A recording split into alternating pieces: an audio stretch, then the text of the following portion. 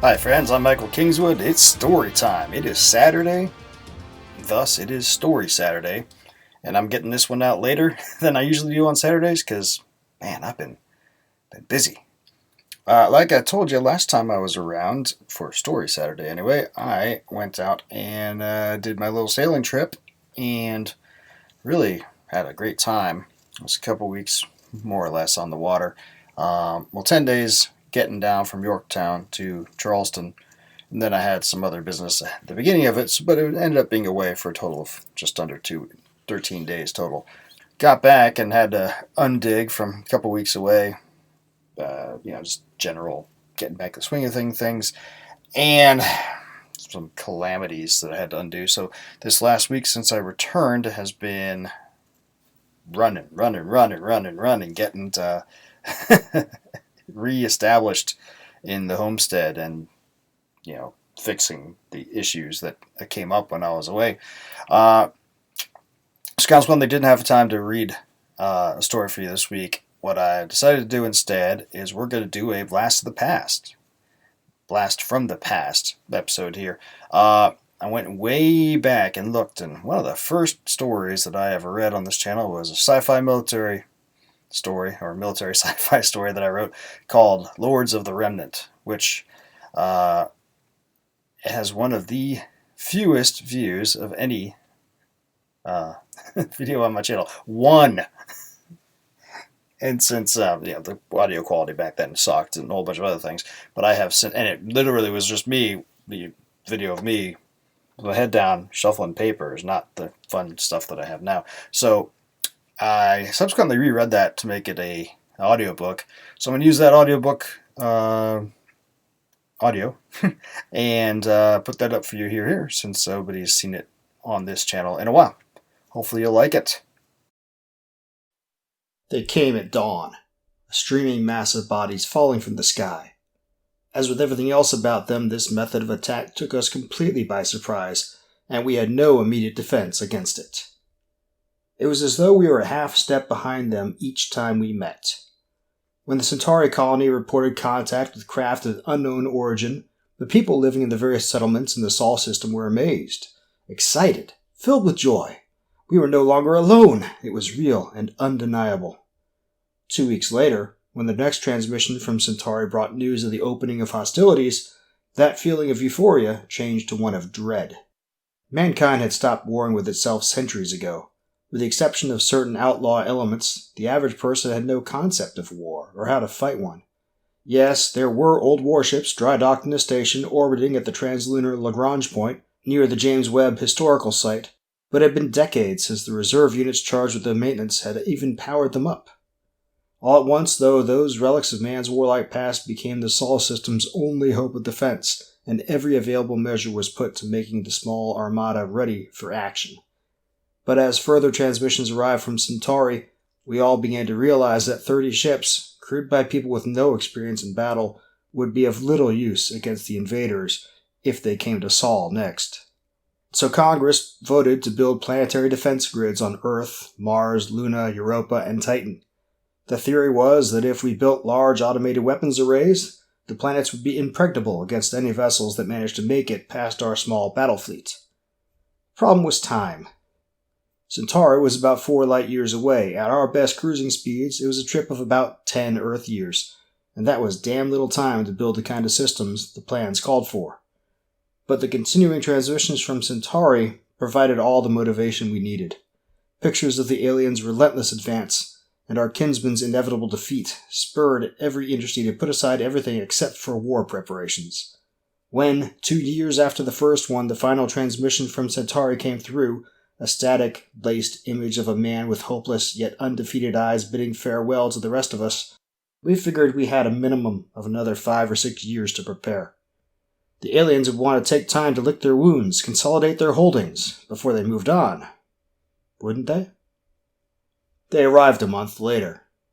How they managed it, even our greatest scientists could not explain. It meant they'd traveled so close to the speed of light that there was no point in measuring the difference. Assuming they'd left Centauri immediately after the final battle, that is. If they'd lingered at all to regroup, well, that meant the impossible. They'd traveled faster than light to reach Sol, and that could not be. Could it? Titan and Europa were overrun almost immediately. Their defense grids were only just being started, and their small populations were ill-prepared to fight off the aliens' assault. Our small armada met the alien fleet between Mars and Jupiter. They put up a good struggle, but in the end they were outnumbered and outgunned. With our fleet gone, the aliens advanced on the Mars colonies. They held out a lot longer. Many of us on Earth and Luna wanted to send forces to assist the colonies in resisting the attack. We thought if we joined humanity's forces in one place, we had a decent chance of beating them back. But wiser heads prevailed, and the powers that be determined to instead focus on building up the Terran defense grid. In the year it took for Mars to fall, we built an impressive array of particle beam cannons, EMP transmitters, orbital minefields, and numerous other devices designed to ward off the alien fleet. But when it came to be our turn, the invaders did not oblige us. Their fleet stood off, well beyond Luna's orbit, and did nothing. Or so we thought. Late last night, satellite observation posts detected small bursts of energy from the alien ships. At first, we didn't know what was going on, but then, just a couple hours ago, low Earth orbit weather analysis satellites detected thousands upon thousands of small objects approaching re-entry interface. Our defense grid, designed to target and take out the aliens' large battleships, never even noticed the multitude of man-sized craft until it was too late. The civil defense sirens went off at 5 o'clock local time, rousing the populace, those who'd been able to sleep at all, in time to see the last of the plasma trails burn out as the aliens completed re-entry and plunged through the air toward the ground. I had the midwatch in the civil defense station on the south side of town. When the report came in, I suggested we not sound the sirens at all. Better to not panic people. After all, wouldn't dying in your sleep be preferable to living in desperate fear for a few hours before the end? Of course, that was easy for me to say, as my lieutenant kindly pointed out. The schmuck actually gave a speech about how we were going to beat these alien bastards back. We were going to whip their asses, you understand. I managed to suppress a sarcastic reply, but I'm sure he saw my smirk. What was he going to do, write me up? We needed every swinging dick who could hold a rifle out in the field, and he knew it. So that's how I found myself at the outskirts of the forest southeast of town, watching the tens of thousands of tiny black specks that I knew were alien shock troops grow larger and larger in the sky. I looked left and right at the other guys in my platoon and wondered, for the 100th time, what the hell we were doing. There were maybe a couple of hundred of us total. There was no way we'd be able to hold them on our own. Headquarters had promised help was on the way as soon as it could get here from the staging area 100 clicks west, but the aliens were dropping in all over the world from what I could tell. It would be way past lucky if they didn't drop on the staging area as well. Then there was no time to think about it. The first of the invading troopers flared, metallic wings similar to a butterfly's extending from its re-entry suit, and settled onto the ground maybe half a kilometer ahead of our lines. No one had to give the order to fire. 100 particle rifles, smaller copies of the particle beam cannons in orbit around the Earth, fired nearly in unison, and the first alien disappeared in a superheated fireball. But a second landed, then a third, a fifth, a 20th, a 100th. We dispatched the first 100 or so easily enough. They landed far enough apart that we were able to concentrate our fire to take them out quickly. But after that, they began landing in groups of 10 or 20, and it was all we could do to hold our ground. The invaders fell by the dozen as we fell back, but for every one that fell, 10 landed behind it as replacements. And they began to return fire. Their weapons did not spew the same supercharged ions that ours did. They were smaller, less intimidating to look at, but far more precise and deadly. My best buddy in the platoon shrieked and literally melted next to me, his body dissolving into a disgusting amorphous goo when the beam from an invader's weapon struck him. Never mind the phasing body armor he wore. I took down the alien who got him, but the sight of him dying that way freaked me out more than anything I had ever seen. I knew when my number got called into selection 6 months prior that I was not going to live to see the end of the war. We all did, though we never talked about it. And we tried not to think about it. But as we went through our drills, learning how to use our weapons and armor, each of us knew it was futile. We were all doomed. Well, maybe not all of us realized it. The lieutenant, silly bastard, seemed to really believe we could prevail. So did a few other guys in the unit. But from the get-go, I knew we were on a fool's errand. So I decided to live it up in the time I had left. Lord knew there were girls aplenty waiting in line to give it up to a soldier, and who was I to deny them their fantasies? It was every man's dream for a while there, and I almost forgot about the fate awaiting me. Awaiting all of us. I surely never thought it would come for us so soon, or that we would die such gruesome deaths. Another buddy getting liquefied next to me drew me back to the present, and I hit the dirt behind a fallen tree. 3 separate alien beams traced through the air where I'd just been standing, and I breathed a sigh of relief that my reflexes were as quick as they were. Glancing left and right, I could see 2 or 3 other guys from my unit, crouching behind cover as I was. Where was everybody else? My earbud, tuned to the command circuit, carried the lieutenant's voice. It sounded like he was beginning to order a withdrawal, but his words turned into an agonized, horrified screech, and then all that came through the earbud was static. The other men on either side of me panicked as the chain of command broke down. One by one, they scrambled backwards away from the advancing aliens, and one by one, they were struck down, alien beams hitting them the instant they emerged from cover. It took a minute for me to realize that I was completely alone. Alien invaders streamed past my position on either side. They apparently didn't realize I was there, still kicking. For a heartbeat, the thought passed through my mind that I could make it if I just played dead. Then a surge of anger, outrage, filled me. I can't tell you why I did it or how. I don't remember actually deciding to do it, or telling my legs to. Before I even realized it, I found myself standing upright, turning my rifle on alien after alien, incinerating an invader with each shot. On and on I shot, raking my fire from left to right. I relished every invader's scream as it went down, every flash of fire as my round struck home. I was going down, but by God, I'd take as many of them with me as I could. And then the rifle stopped firing. I'd used up the entire ammo receiver. I reached for a replacement, but found my belt pouches empty. I must have reloaded and fired through them all without realizing it. All around me, the battlefield was obscured with smoke. Everywhere I looked, all I could see were craters, the shattered remains of alien invaders, and smoke rising from both. There must have been 100 of the bastards lying dead or mortally wounded in my immediate vicinity. For a moment, I actually thought I'd won. Then a gust of wind thinned out the smoke, revealing the massed multitudes of invaders gathered in a half circle around me, watching, waiting. I was done. Fine, if that's how it was going to be, I wasn't going to give the bastards the satisfaction of watching me run.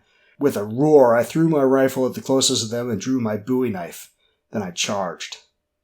A single invader, armored differently from the others, raised its weapon toward me as I advanced.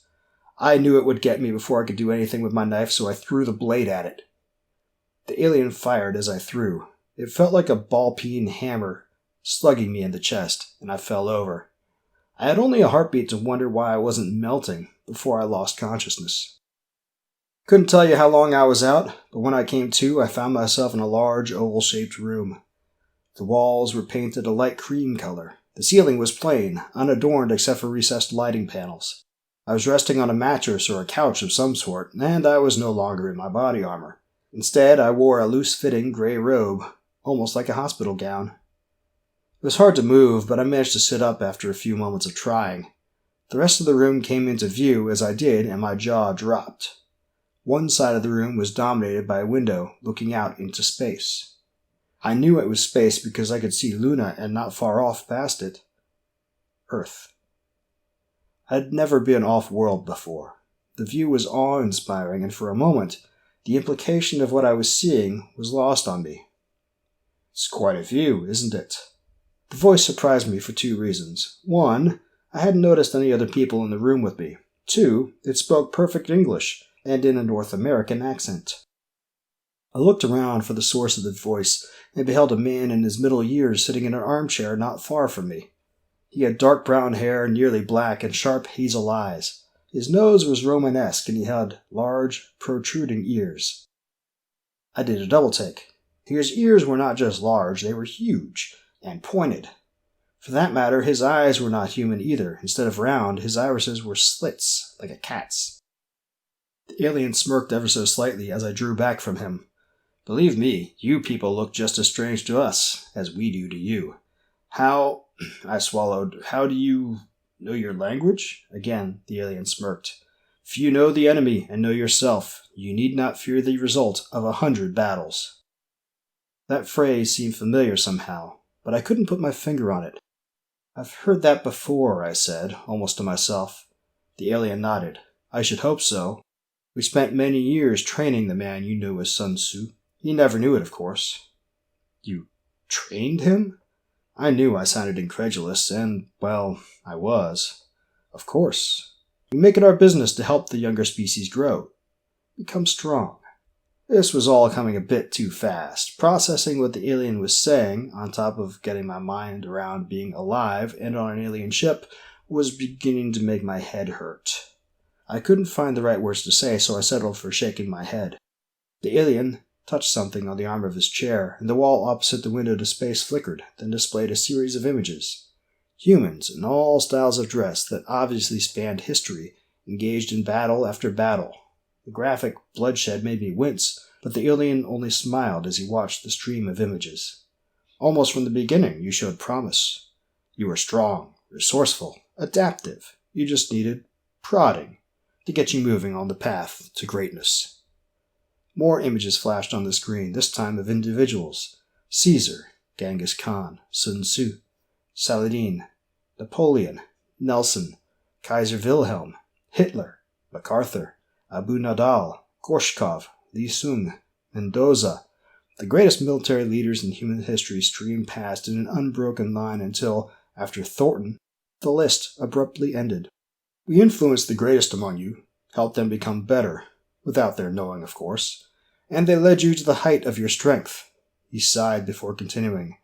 "As you can imagine, we were gravely disappointed when you decided to turn away from the path of greatness." The alien shook his head in disapproval.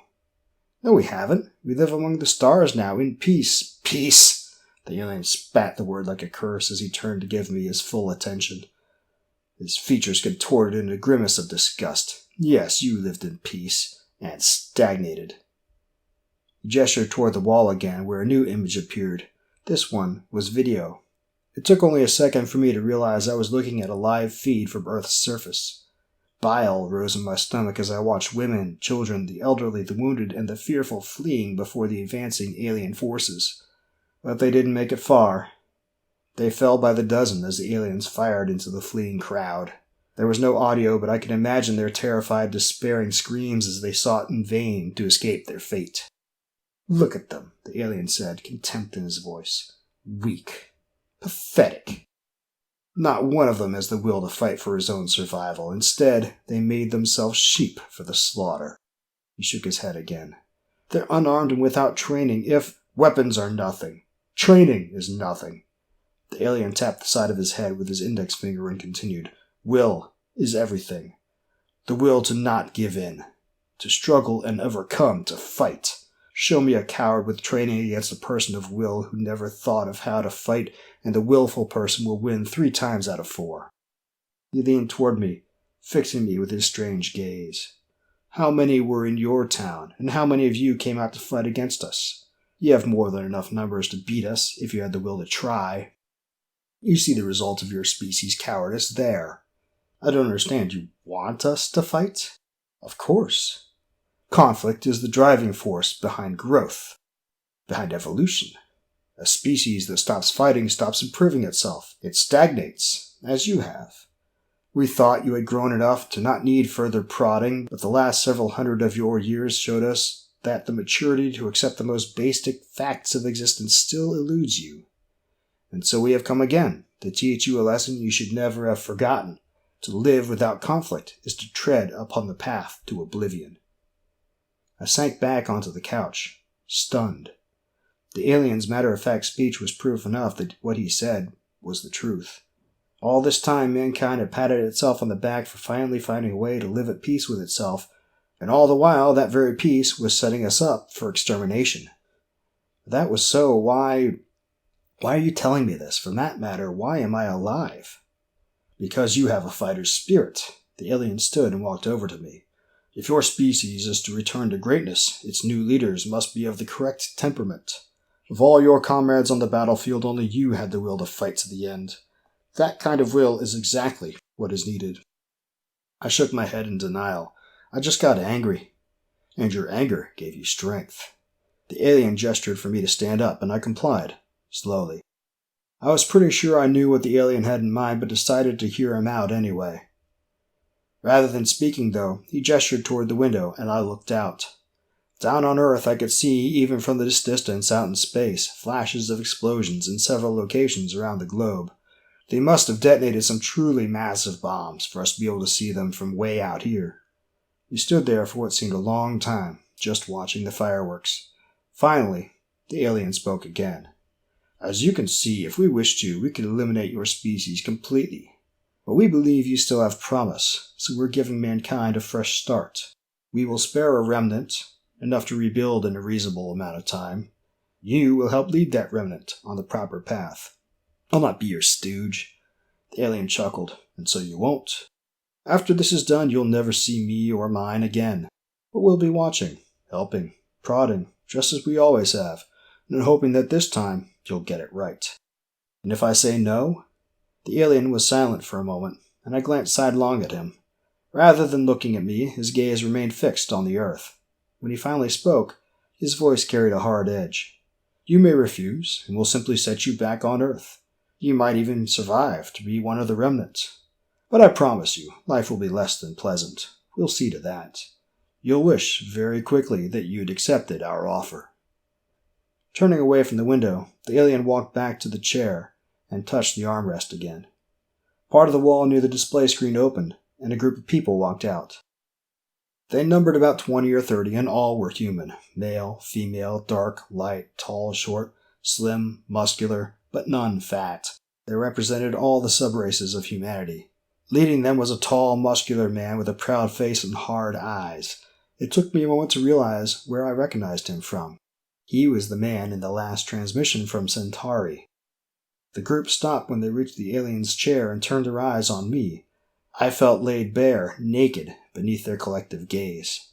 Decide now, said the alien. Will you join these others as a lord of the remnant, and lead mankind back to greatness, or will you refuse and take your chances with those on the world below?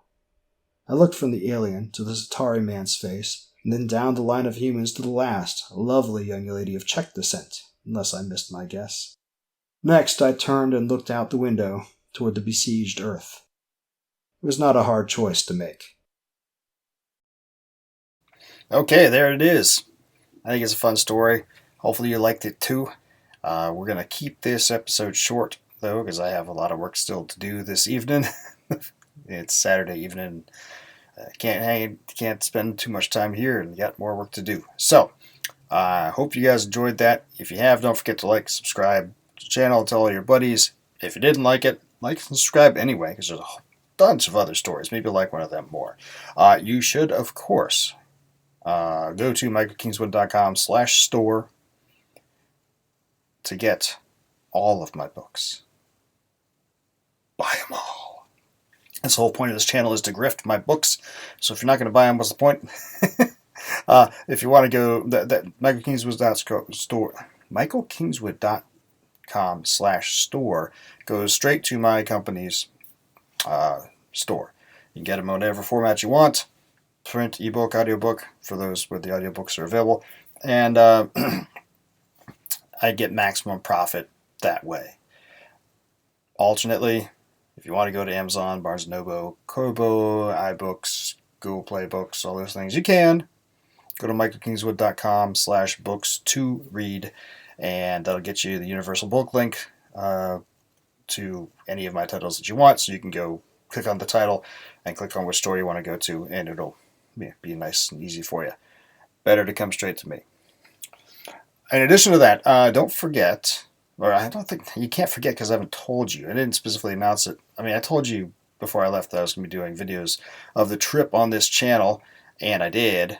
Those of you who've been paying attention to the channel probably saw it. If you have been away for a while, maybe not. I made a playlist, Michael Kingswood Sailing Adventure. I will put that playlist in the end credits here. Check out the trip. It was a good time. The videos are fun.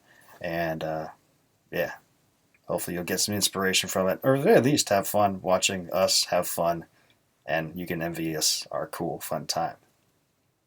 Anyway, I'm out. Thanks for tuning in. Talk to you next week, and hopefully this next week will be less discombobulated than this one has been, and I'll be more able to do a fresh story. Otherwise, there are plenty of blasts from the past, but we're going to try not to do that. Regardless, we will be here back next Saturday, and look forward to seeing you then. Until then, don't do anything I wouldn't do.